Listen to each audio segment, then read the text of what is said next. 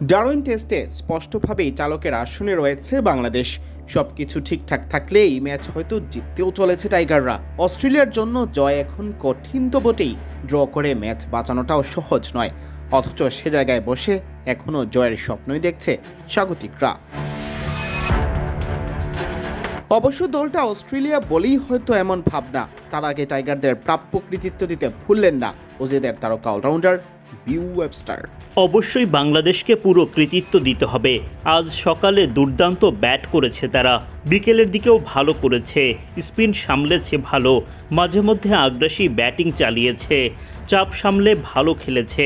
হ্যাঁ, তাদেরকে পুরো কৃতিত্ব দিচ্ছি।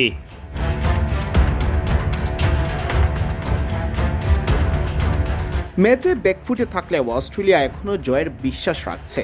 6 সেশনের সবকটি হেরে গেলেও ম্যাচ হারতে হবে না, এই আত্মবিশ্বাস আছে তাদের। অবশ্যই বিশ্বাস আছে জেতার। আমাদের ড্রেসিং রুমের যে কোয়ালিটি, সবাই এখনও বিশ্বাস করে এই ম্যাচ জেতার মতো সুযোগ এখনও আমাদের আছে। অবশ্যই এখানে শেষ 4 উইকেট যত দ্রুত সম্ভব তুলে নিতে হবে। এরপর অন্তত 2 দিন ভালো ব্যাটিং করতে হবে, অনেক পরিশ্রম করতে হবে আমাদেরকে। তবে ড্রেসিং রুমের সবাই বিশ্বাস রাখছে এই ম্যাচ এখনও জেতা সম্ভব।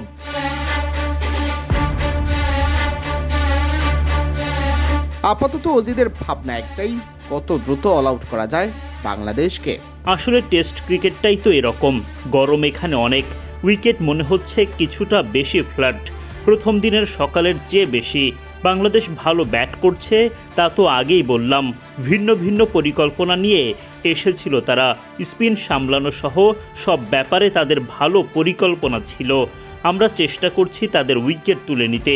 তারা বেশ ভালো ব্যাট করেছে।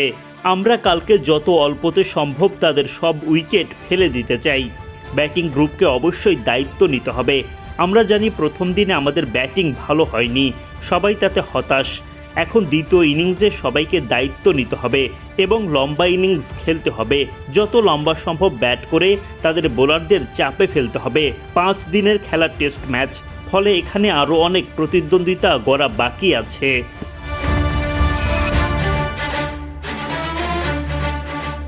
সিয়াম চৌধুরী, বিডি ক্রিক টাইম।